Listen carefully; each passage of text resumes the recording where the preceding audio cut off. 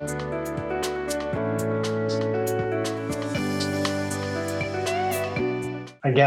I hope you're enjoying the breakout sessions. Part of it's to, again, connect your brains, your synapses, but more so just so you connect with other human beings. I think it's nice to get a chance to talk because you're listening so much today and see another human being other than myself. So that's part of the purpose as well. So I hope you're enjoying that. Part of the Zoom experience, we're all online now. And we're looking at creating that community. And I think as often as we can to give you these breakout sessions, just the fact that you can see another human being other than your own little pod is nice sometimes. So you're getting a nod from a few of you. All right, let's bring this up. All right, so we are going into the steps of manifestation. And I'm going to move around, as you can see, on the 5 steps. This is a large section. As I mentioned, this is a big part of what I do in my practice with my patients. And this could be its own thing. I actually think this is the most important part. I just don't know if it's an attractive thing for people to come to. But really, this was me giving you honey to come to this workshop to tell you about manifestation. And really, I wanted you to come so you can learn about how to remove these blocks and find peace in your life, whether you're trying to manifest something or not. So that was my secret agenda.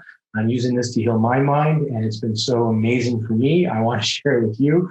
And if I just said that, you guys would think I was crazy and not come. And so I added it to the manifestation because it's part of it. But this is really why I want you to be here, this part. And we're going to layer it and wax away in and out of this process. And I will give you a nice summary of it on paper as well by end of day 2, if not sooner. So I'm calling this the NAC approach. It's how to present moment. So what I became aware of from Eckhart Tolle's book, The Power of Now, it resonated with me, but I didn't know how to now. Like I didn't know how to get into that present moment. It sounded great. I've had fluky moments of being in that present moment, but I couldn't experience it on demand.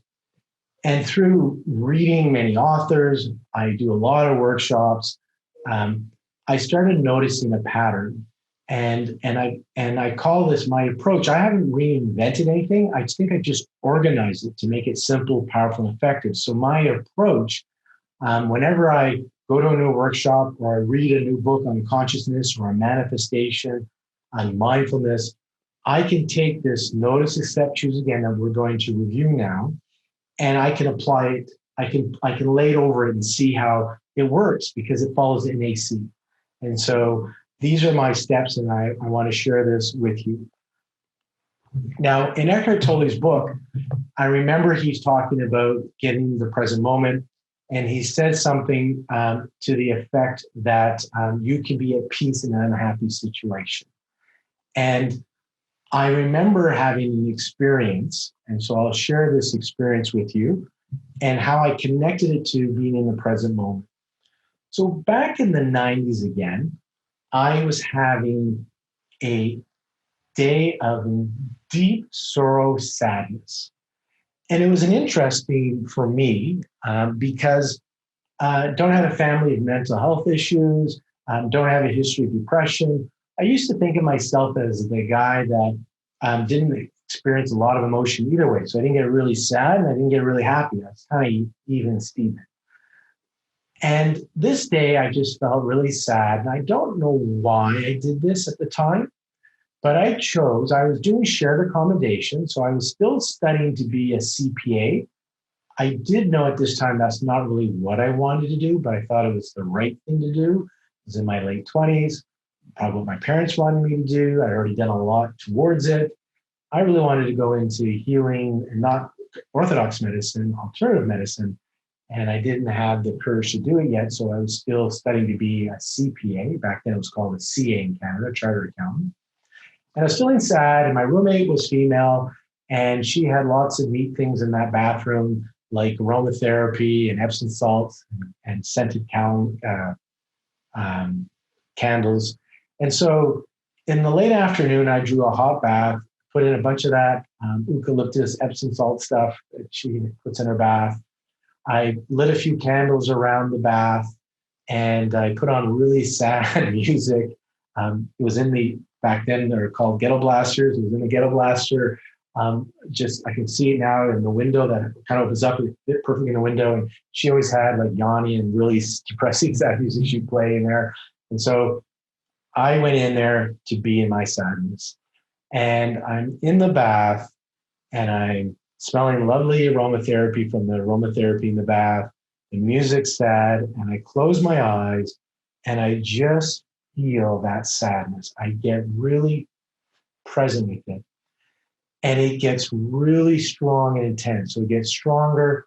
A few tears start to roll down my eyes. And in an instant, this sadness goes from deep sorrow to pure peace and then bliss. I feel amazing. And I love how I feel. And I realized I was feeling sad and now I feel really good. So I try harder to be sad because I want to feel more bliss, and I couldn't get sad again. And I didn't know what that was about. It was just like an interesting moment where the sadness just vanished and I was just pure peace. Anyways, fast forward and I'm rereading Eckhart Tolle's book, and I read the section, "You can be at peace in an unhappy situation." And I connected these two memories because he's explaining it. And I realized what had happened is I became present with my sadness, with my feeling. And because I became totally present with it, I was able to transform it. He goes on in his writings that you can only suffer when you're not present. If you can be regretting the past or fearing the future or worried about the future, and you'll suffer. But if you are truly present, you cannot suffer. And that feeling will transform into peace or bliss. And when I read it, this is probably the third time through the book, I had the connection. So remember I said you can read something or attend a course over and over again and not hear something?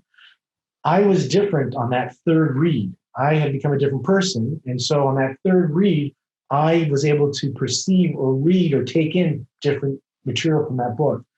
And I remembered this moment. And I remembered, holy crap, I understood he says be present moment. Yeah, be present moment. But I hadn't experienced it. I remembered it.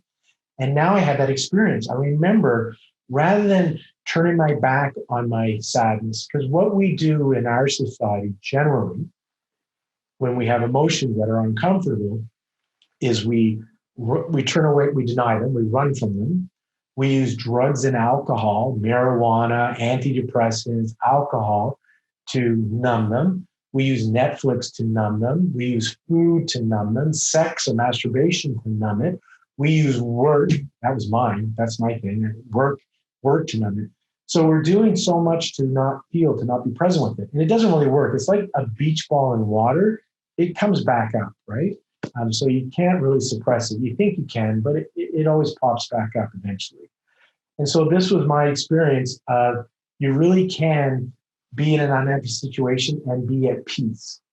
And I'll share with you just a story because I'm working with a woman that recently lost her 11-year-old son to cancer.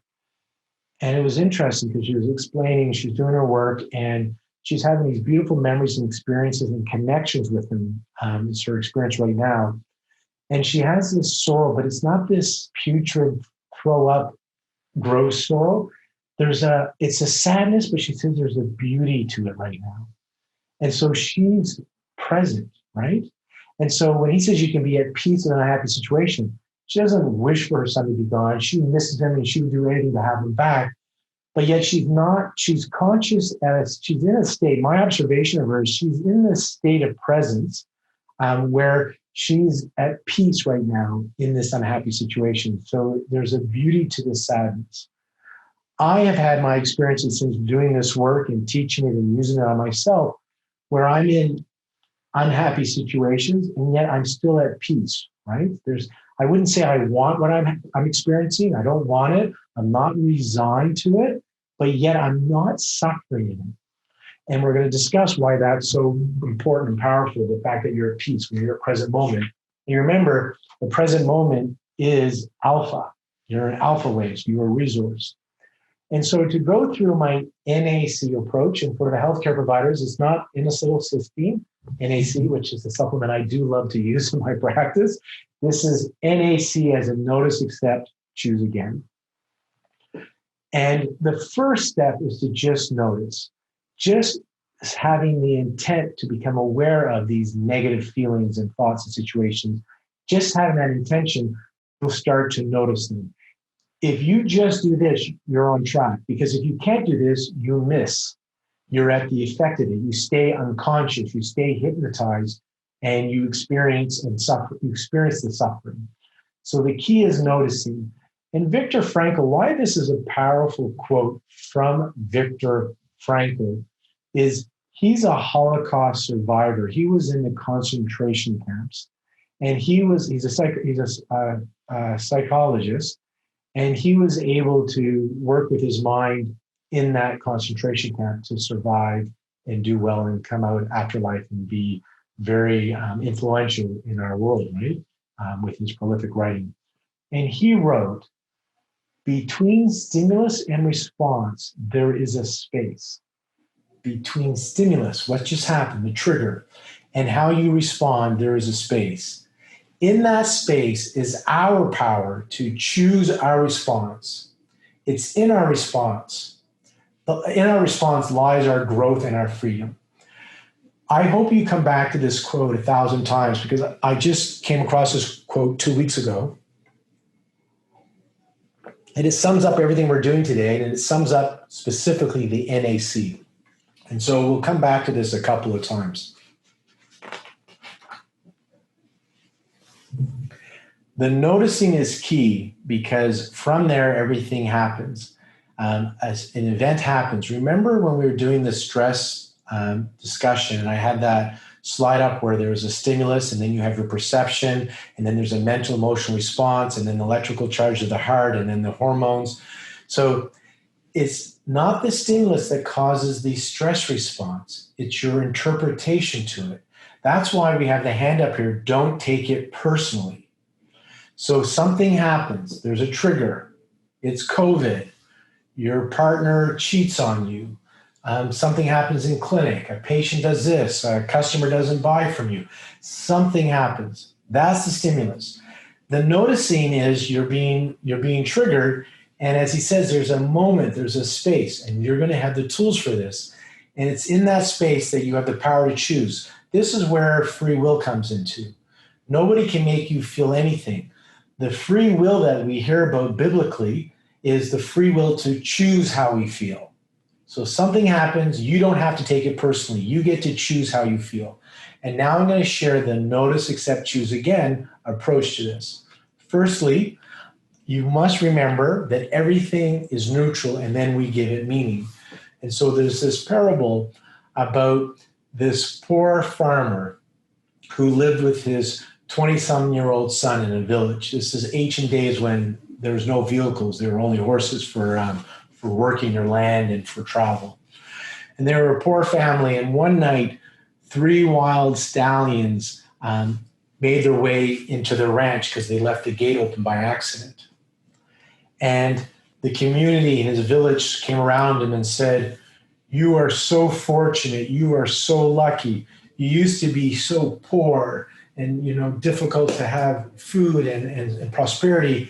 And now you got these 3 stallions. You've been blessed." And the old man said, "All I know is I have 3 stallions in my stable now. I don't know if that's a good thing or a bad thing." Anyways, the next day, his son was training the horses, trying to break them in.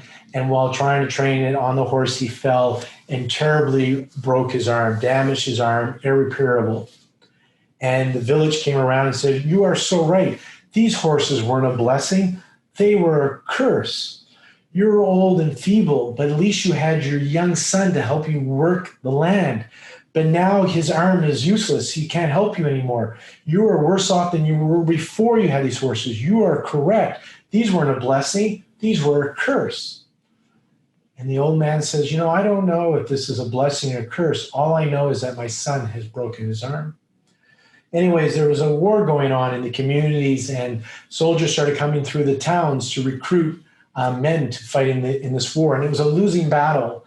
And the community was worried about this day because they realized if their sons have to go into battle, it's such an unfair fight that majority of their children, their sons, will not come back from battle. Anyways, they come through, the soldiers, and they take most of the young men. Almost all the young men are taken to go fight in battle. But they didn't take the old man's son because he had an arm that didn't work anymore. He wasn't fit for fighting. And so the next day, the villagers that remained came by and said, "You were right again. It wasn't a curse that your son broke his arm. It's a blessing. Your son may not be able to work the farm and have lost permanent use of his arm, but at least you have your son. He's alive. We may never see our sons again." And the story goes on and on. The moral of the story is everything is neutral, and then we give it meaning. There is nothing that's good or bad, only the meaning we give to it. And to tie it into what we're doing here today is the meaning that we give to it comes from our subconscious programming. We actually see the world through the lenses of our subconscious programming. They say, in neuroscience say, that we make up 50% of our memory. And so when we recall an event, 50% of it, we are rebuilding thoughts and things that we think we saw. We're rebuilding it to make sense of it. So we don't actually see it as we think.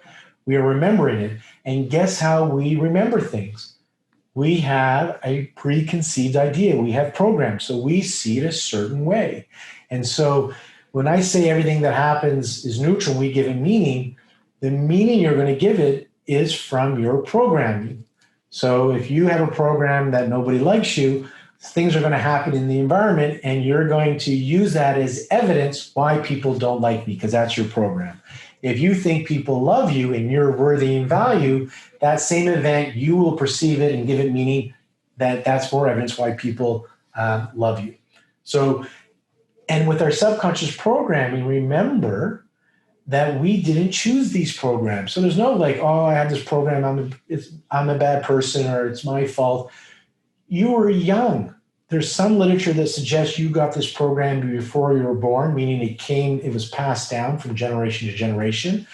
And then there's literature that suggests that you're so impressionable from around 0 to 7 in that theta and alpha brainwaves that you're being impressed upon. So the programs you're running, just so you know, you didn't choose these programs. They were given to you, not by choice. They were impressed upon you. And the people that gave you, we don't blame them. They were doing the best they can with what they had. So there's no benefit to blame them. It's my mother's, my father's, my grand. They were all doing the best they could with what they could do, just like you're doing the best you can with what you can do. And when you know better, do better. And that's what we're here to do today. So the first key is to notice. That's the friction. That's the stress. I feel my chest is tight. I feel anxious. My throat's stuck. I get stomach pains. You know what it feels like when you're not in peace and not feeling bliss. You know the difference when you feel peace and empowered and expansive. So you notice it all of a sudden. And if you practice this, you're going to start to become aware of notice, notice, notice. Then we go into the accepting what is. And we're going to go through each of these today and tomorrow. But these are just tools. When I say tools, these are gimmicks. They're tools to get you present moment. Eckhart Tolle, The Power of Now, for whatever reason, he seems to be able to just watch his breath and go present. I couldn't. I'm used to be a doing kind of person. And so I needed tools, activities to get me into present moment. I needed doing to become being. I couldn't just be. It wasn't in my DNA, my nature to just sit and be. Go crazy at that Vipassana 10-day retreat. Made me mad, insane to sit there quiet. Now I'm able to be. However, I use my doing to go being. For my Chinese medicine practitioners, it makes sense, right? Extreme yin into yang, extreme yang into yin. And we know the yin yang, how things flux night and dark. So some people, if you've always been calm and sat your whole life, it's easy for you. Back to the NAC. I'm sharing with you that these are tools. Sometimes when I use my notice, accept, choose again, I notice it and right away I'm present with it. I don't have to do any of these tools. I just practice so much Just the fact that I become aware that I am reacting, I'm going into an old habitual program, I'm taking it personal. Just the awareness that I'm noticing that something's triggering me, it gives me enough distance, it detaches me enough to right then and there choose differently, to go right into the choose. Sometimes I need to do the accept what is. I'm triggered and I need a tool to get me present so I can choose again. And some days I think about, I wish I could have, and then I rework it and heal that part of me. And so I will explain more why. When we argue with reality, we suffer. This is kind of from the work, for those that are familiar with Byron Katie. When we argue with reality, we suffer. And so accepting what is about accepting what is happening, not denying it, not trying to suppress it, not being resigned to it, just accepting that this is what really is. This is just how it is. Again, we're not agreeing with it. We're just saying this is it. Now, when you are present moment, remember Les Fleming, when he finally surrendered, when he finally accepted what is, which is a form of surrendering, is a form of accepting what is, he went into alpha. So when you are able to accept what is and get into the present moment, when you truly can get into the present moment, you will drop into alpha, and now you get to elicit your free will and choose again.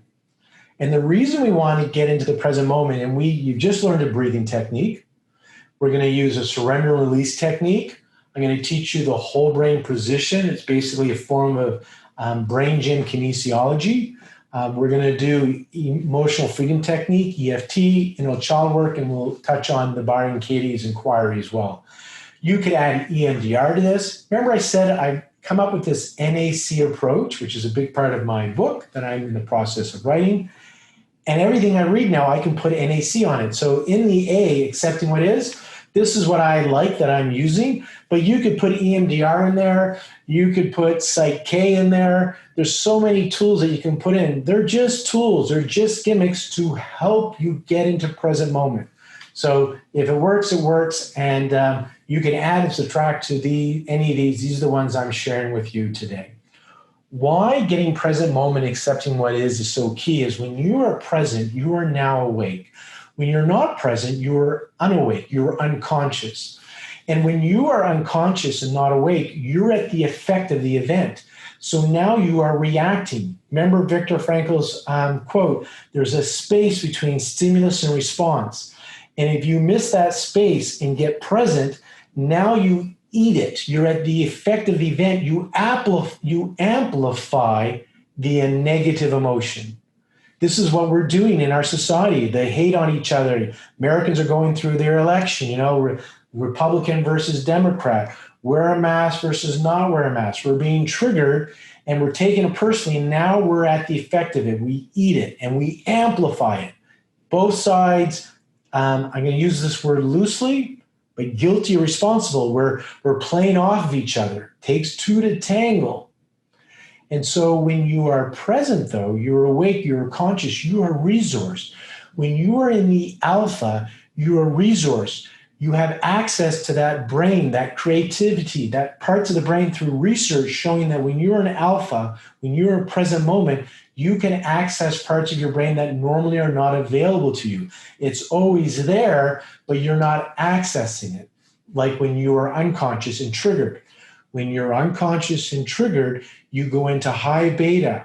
You get externally referred. You become narrow focused. You go into sympathetic and you go into survival mode. And survival mode is fight or flight. In today's day and age, how do we fight?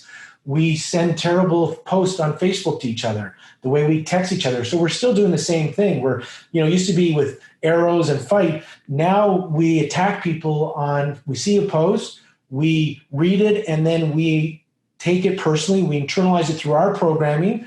And then without knowing the real meaning and context on somebody else's page, their personal page, we on the outside go and then give them our personal opinion, and we start and usually it's not nice, right? On social media. So Facebook is a perfect place. If you want to trigger your sympathetic response, go on Facebook. It's like social media is like trigger sympathetic response nonstop. So when you are not awake, you go to high beta. you go into sympathetic, your energy is being mobilized to survive. And you're very narrow focus on the environment. And you're not resourced. You're not available to see the other possibilities. You're not able to access that creativity. And that's why I put the Superman pose here, because that's when you're resourced, right? And we want to be awake and resourced. And then we can choose not to take the event situation personally. And from Eckhart Tolle says that when you are present, when you're in the moment, you have three choices. He simplifies it this way. You can remove yourself from the situation, or you can improve or change the situation. And if you can't remove yourself from the situation, and if you can't improve or change the situation, then you continue to accept what is. So that's that idea of being at peace in an unhappy situation. Remember my bathtub story? So if you're unable to change it or improve it or remove yourself, then continue to accept what is, which doesn't mean you like it. You're just saying this is what is. And you don't have to suffer in that unhappy situation. So this is very freeing to me when I have my experiences, like, preparing for the lecture. What comes up for me, I run a program that I'm an imposter. Who should I be teaching this material? I'm going to do it wrong, and then you won't like me. All kinds of fun things come up. But now it's a different experience where I was years ago and even months ago, because I practice this. The feelings come up, but the noticing is so there. So the feelings come up, and I'm like, you again, right? Like, I'm going to do it wrong. Nobody's going to like me. I'm an imposter, and and I just follow it down because I go into the accepting what is. I go into my tool. Okay, here's this feeling. Here's this program. Let's clean it up. I use one of my tools. I get present moment. Then I choose how I want to feel. Within seconds to a minute, I go from this anxiety or fear type feeling to free expansiveness. That's what's so freeing about this is it doesn't matter what comes in. As soon as you notice it, I notice stress. Why? I feel tight. I feel anxious. I can feel it in my belly. I know this feeling, this fear. And then there's a bit of, I'm still not enjoying the experience. Be clear on this. I'm experiencing it, but there's a bit of detachment. That's the alpha. There's a bit of detachment with it, so I'm able to be an observer with it as it's happening. Again, I prefer not to be experiencing this. I prefer to have joy all the time. But whatever reason, this negative, we'll call it, emotion comes up, and I, rather than eat it, work it away, turn away from it, I get closer to it. I get into the bath again with it, with my Epsom salts and my candles and my sad music, and I look at it, and then I use one of my present moment tools to get into alpha. And then once I sense alpha, why? There's a shift emotionally, physically, mentally happens in my body. You will know what is for you. I feel it in my chest. I can sense the shift. There's a sense of peace that comes over me. And then I'm like, how do I want to feel? And then I start to bring up the new emotions. So let's review the NAC here. Notice, then we go into accepting what is, and then we choose again. And this is that part about making your inner world more real than your external world. This is about, can you ignore your senses and go inside? And so in the manifestation process and in the NAC approach to get into present moment, the key here is to experience what you want as if you have it now. Start to be it now. And we're going to go way in detail about this. But for example, you want to be healthy, then practice feeling whole. You want to be wealthy, then practice feeling abundant. You want to experience loving relationships, then practice feeling loving and compassion and empathy. Want to feel happy, then practice joy and gratitude. Joy and gratitude is key here, right? Gratitude, if you want to feel joy, practice gratitude. And so here's the choose again tools. So gratitude. So notice, use your accepting tools, and then go into gratitude. Just go into gratitude. Then there's a redo exercise we're going to go over. You can just practice eliciting what it feels like to have abundance, love, and joy, and peace. And then there's other tools, like in the accepting what is, the whole brain is a part of accepting what is that we're going to learn, the emotional freedom technique, and reparenting or attachment to your own child. So if we go back to these tools, you notice, so don't take it personally. The key is just to become aware of it. That's all you do.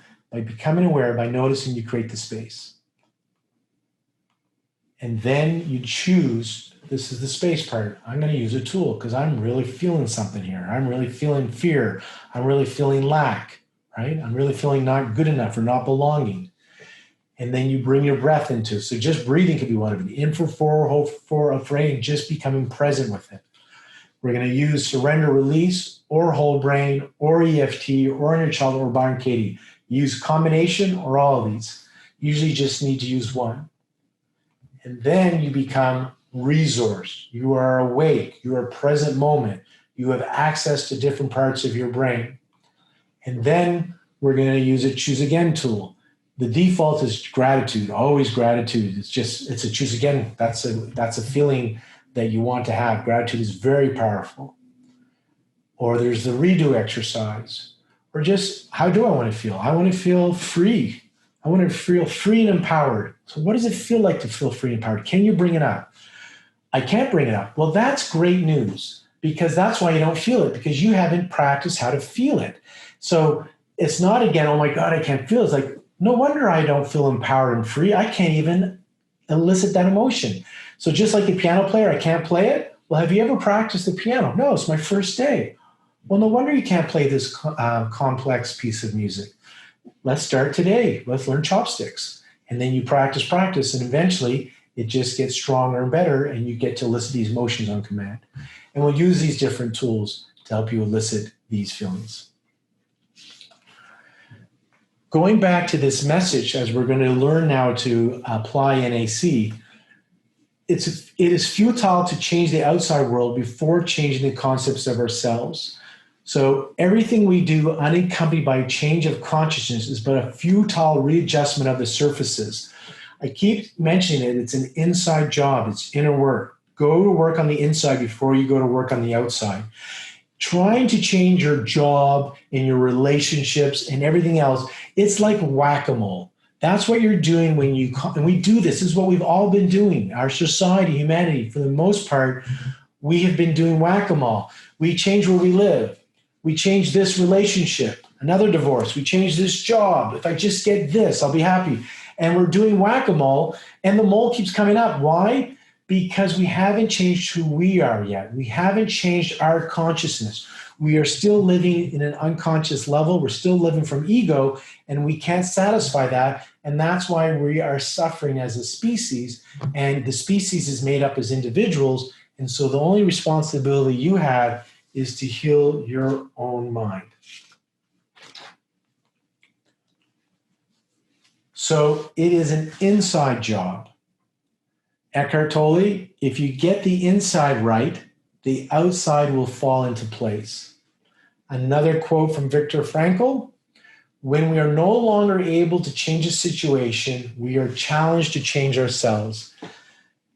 From what we discussed about it's an inside job and what we've been sharing up to this point, does this quote have more meaning to you now? Both quotes?